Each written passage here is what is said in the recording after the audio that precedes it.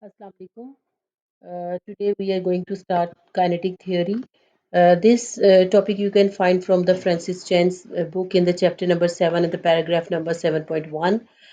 Uh, all right, you know that generally there are two models to describe the plasma systems. One is the fluid model, and other one is the kinetic model. And all the physics we have done until now was concerned with the fluid model, but today we are going to start the kinetic model or the kinetic theory. Well, a kinetic theory is a theory in which when we add the temperature in a gas or in a plasma system, then the thermal energy of the particles will increase, or the average potential energy in case of the fusion plasmas will increase.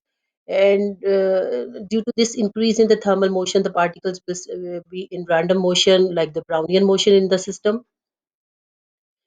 And then the problem is now the how to handle such Brownian motion, particles having such Brownian motion, or how to locate the particles which are distributed with respect to the thermal energies.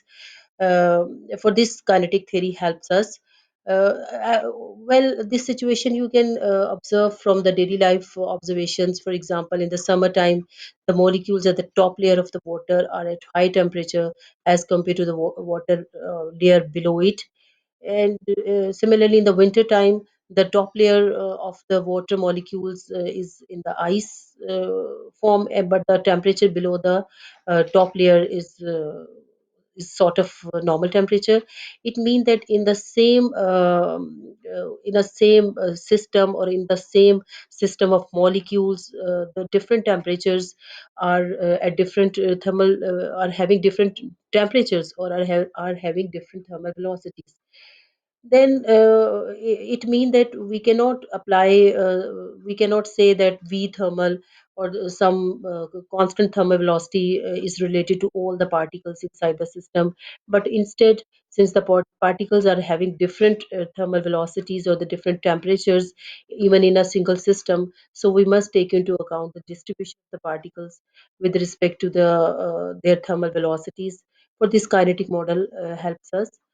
And the fluid model, we have been using so far, is the simplest description of a plasma, and is indeed used to describe the majority of the observed phenomena. However, there are some phenomena in for which the fluid treatment will not be appropriate for their description. For such system, we need to consider the velocity distribution for each species, and this treatment is called the kinetic theory.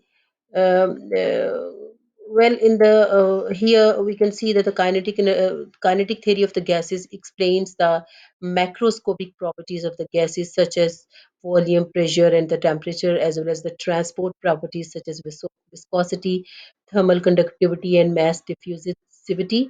This model also helps us to handle the Brownian motion.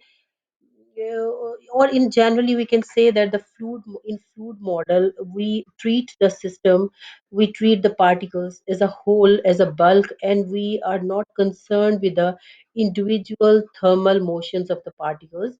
For example, you know that all the physics, or all the topics we have done so far, in those topics we just say that V thermal is the velocity of electron, V thermal I is the velocity of proton, and that's all.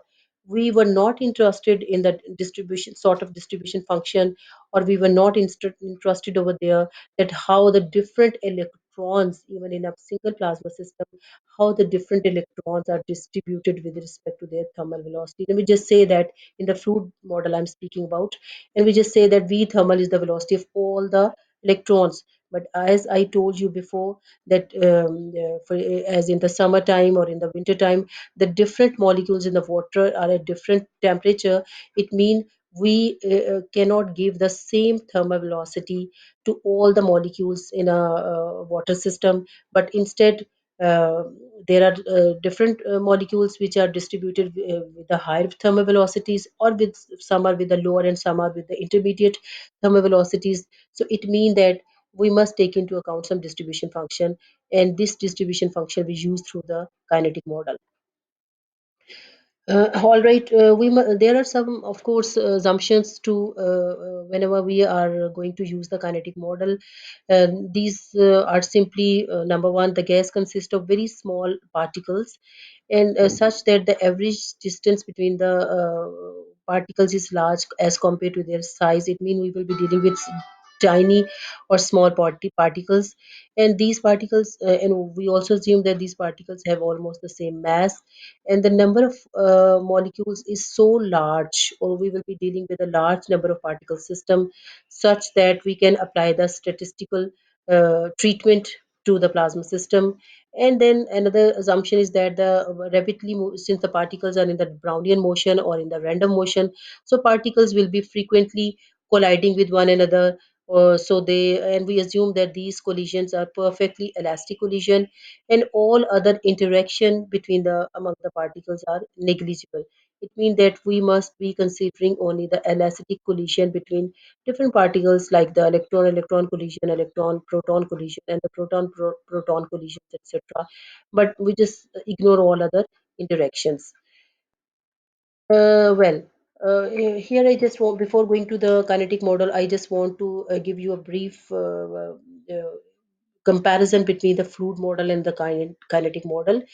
You know that in the fluid model, treat the particles as a bulk or as a whole, and in the fluid model we suppose that the variable physically variable quantities are function of four variables only, that are here. I just want to say that here you can see that the distribution the particles are function of the r and t, where r is the space coordinate, 3 for the space coordinate, and 1 for the time. It means for the fluid description of a particle, we just need only the space coordinate and time, and that's all.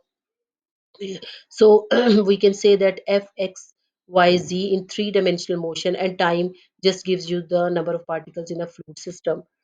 But in the kinetic model, since we are concerned with the thermal velocities of the particle as well, so instead of these four coordinates, in this time we will be having seven coordinates to describe the kinetic particles: three for the space coordinate, and three for the velocity coordinate, and the time as well.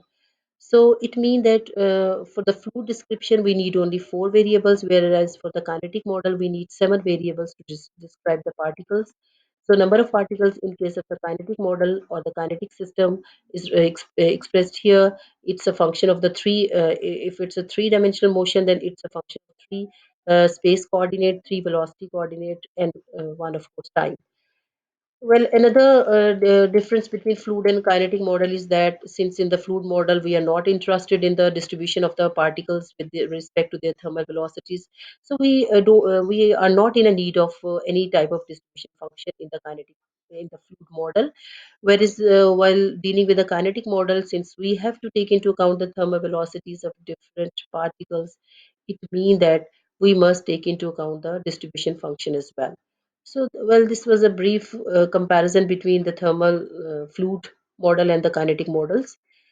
Now, since we have to all the time, we have to incorporate or utilize the distribution function in the while treating with the kinetic model. So, let me explain you what does this distribution function mean. Here, you can see that the distribution function or the number of particles in the kinetic model are function of the space, velocity, and time, and this is by definition equals to the number of molecules, where alpha is any species for electron, proton, dust, or doesn't matter, and divided by the uh, space coordinate and the volume coordinate. Here, d cube x is the three-dimensional space coordinate, and d cube v is the three-dimensional. Sorry, here it's a velocity coordinate, and d cube v is the three-dimensional velocity coordinate. Because you know that the distribution function here is a function of the space, velocity, and time. So d cube is the three-dimensional space coordinate, and d cube v is the three-dimensional velocity coordinates. Now, you know that generally the number density is defined as the number of particles per unit volume. D cube X is the volume or alpha is for any species. For example, if you want to calculate the number density of the electron, then this will be the number density of electron, and etc. So the variable number density of electron will be equal to the rate of change of number of particles with respect to this volume. Here, if we calculate dn alpha from here, you can see that simply we can write this dn alpha equals to dn alpha d cube x. And if we substitute this capital N alpha, I mean, if we substitute equation number 2 into the equation number 1, we will be having simply the distribution function or the number of particles here will be equal to this one. So obviously we can cancel out this d cube x in the numerator and denominator to have the number of particles as a function of space, velocity, and time as equals to dn alpha over d cube v. Or from here, very easily we can have the number density expression like here. Dn alpha will be equal to f, if we cross multiply it, f r v t and d cube v. So if we obviously it's a differential, so if we integrate equation number 4, we can have the number density expression of the particles, plasma particle, as shown here. Well, it means that in the kinetic model, if we want to calculate the number density of any plasma particle, we will be integrating the distribution function over the velocity space. If it's a three-dimensional space, then we will be having d cube v mean d vx dvy dyz. And if it is a one-dimensional space, or we are interested in the one-dimensional space, then we will be just writing dvx. All right. And then, like I have expressed here, for in case of the three-dimensional motion, you can write the number density. So, very using the kinetic model, all the information is hidden in the distribution function. It means, for example, we can have the number density of the particles in the plasma system by integrating the distribution function over the velocity space. Well, now the distribution function, if we are concerned with the classical plasma system, then the distribution function is, the well-known, the Boltzmann distribution function, which gives us the distribution of the particles with respect to their thermal velocity. I believe all of you know very well the Maxwellian distribution function, because I have taught you in the coursework of Plasma Physics 1. But if we are concerned with the degenerate system or with the quantum plasmas, then this distribution function instead of the Maxwellian will be the Fermi distribution function. So it all depends which system or which regime we are going to investigate. And in our coursework, we will be dealing with the mostly classical system or the Maxwellian distribution function. Well, in future, when we will be doing the research work, then obviously we will deal with the degenerate plasma systems as well, such that using the Fermi Dirac distribution function. So, in kinetic model, the equation of now this was a brief introduction of the kinetic model, a comparison of the kinetic and fluid model, and how we can calculate the physical quantity like the number density by using the distribution function. Now, you know that if we want to calculate some modes or some the dispersion relation of some waves, then we must have some momentum equation, like we have in the fluid model. Now, the problem is how to calculate a equation or the momentum equation in the kinetic model. The Actually, the equation of motion in the kinetic model is known as the velocity equation. I'll show here you briefly how we can derive this velocity equation in the kinetic model. So here we suppose that we have a physical quantity which is a function of we actually we are considering one-dimensional motion. We just suppose that the physical quantity is a function of the x coordinate, velocity, and time. And fxvt is the is a time at which the physical observation was at rest. But if the number of particles in a system start moving, so it means the after some time delta t, they will be having some new position x and the new velocity v. So we suppose that after time delta t, we have no new positions. I defined here x star, the velocity u star, and time t star. such that the moving coordinate will be interlinked with the rest coordinate through this expression. Here, if delta t or the change in time is zero, you can say that the moving coordinate will be equal to the rest coordinate. This actually is the velocity, moving coordinate velocity. Similarly, the velocity, moving velocity, we can interlink the moving velocity with the equilibrium velocity through this a delta t coordinate. Again, you can see here that if time change is zero, then the rest velocity will be equal to the moving velocity. And similarly, here is the time, the moving time, which is linked with the rest time through this delta t. So let me recall you again. What we are going to do is that we are just suppose that we consider an event which is at rest at some time t, having a coordinate fx vt, and if we just suppose that after some time delta t, or after some change in time, this physical event start moving, it means that after some time delta t, this event will now be shifted to some new position x star, having a new velocity v star and time delta t. So these all, here I have explained the moving coordinate velocity and time interlinked with the change in time. Now, so it means that this is the fxvt is the rest event, and fx star u star t star gives you the number of particles of the event when it is moving. Well, that generally we know that this is the general formula for the differentiation, or when something is changing, some physical quantity is changing with respect to the space coordinate. Here, f star x mean the change of the distribution function with respect to the safe coordinate. This, I believe all of you very well. This is general definition of the differential or the changing variable.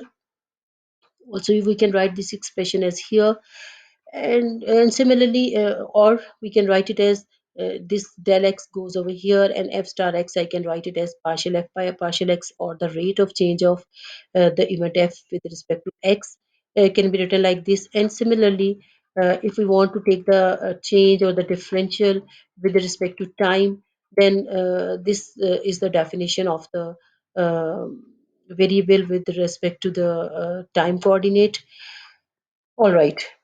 It means that if here, instead of uh, delta t partial f by partial t, can be written as f function of the rest coordinate plus the moving coordinate, because we are concerned with the time change. So we are taking both the rest coordinate, and if I remove this delta t, then this will be the rest coordinate, and in the presence of delta t, this is moving coordinate. Here this is the moving velocity, and here it's a time change, and then minus the rest position of the physical event. So again, let me explain you that f, this is the moving coordinate, the velocity and the time coordinate of the moving event, and this is the fxut is the rest event when there was no change in time.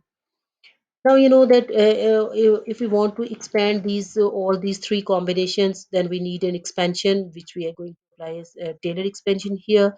Generally, you know that this is the formula for the Taylor expansion, and one by one we will apply this Taylor expansion on the first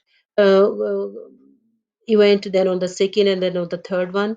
For example, here, if we apply the Taylor expansion on fx plus u delta t, we will have this expression, and then we apply the Taylor expansion on fu plus delta t here, we will be having the expression here. And similarly, on we apply the Taylor expansion on this third coordinate here to have this expression. Now, if we substitute all these three expressions into equation number, I mean 7a, 7b, and 7c in equation number 6, then if we collect f, x, u, t, or the rest frames, we can combine as fx, u, and t, which I have shown here. This is the rest one coordinate, plus these are all moving coordinates, and minus, that generally we have in equation number 6 this fxut. So we can cancel out this both fxut here to left with as, yes, Here we will be, and we know that the basic condition for the differential is that the change in time should be very small. Well, after cancellation of this f on left and right hand sides, we can write as this expression as will be left with as here, or well, we can cancel now this delta t from here on both sides to have our equation will be left with as partial f by partial t is equal to all this combination. Well, keep in mind that this partial f by partial t gives us the collisional frequency, or yes, this equation is known as the Maxwell-Boltzmann equation, named after two scientists, Maxwell and Boltzmann. And if we take into account the collisional term, then this partial f by partial t will exist, because this gives you the collisional term, I mean here. And if we consider the collisionless plasma, then this term will goes to zero, and you will be left with as uh, all this combination will be equal to zero. Or I can say that partial f by partial t plus u partial f by partial x and plus a partial f by partial u is equal to zero. This is known as the momentum equation, or in the kinetic model known as the velocif equation. Here, how can we introduce some force? We can have from here, for example, if we want to have electrostatic force, then if we multiply this a is the acceleration. If we multiply this acceleration by m and divide by multiply and divide by m, then ma gives us the force, right? And this force is the same as we use in the fluid model. Like if we want to calculate some electrostatic modes, or the we want to have the electrostatic force, then here instead of f we will be writing qe. If we want to calculate some electromagnetic modes, then instead of this force we will be writing v, the Lorentz equation, as v cross p. Or simultaneously we can have both electrostatic and electromagnetic modes. So in short, this equation is known as the velocity equation. In our next lecture, we will be using this velocity equation to calculate the different dispersion relation, like the electron plasma wave, electron sound waves, etc. So, girls, here I have tried to give you a short overview of the kinetic model, its limitations, and a comparison between the kinetic and fluid model. And then we have derived the equation of motion known as the velocity equation in the kinetic model. Next time we will be using this equation, I mean equation number 8a. Good luck with your learning.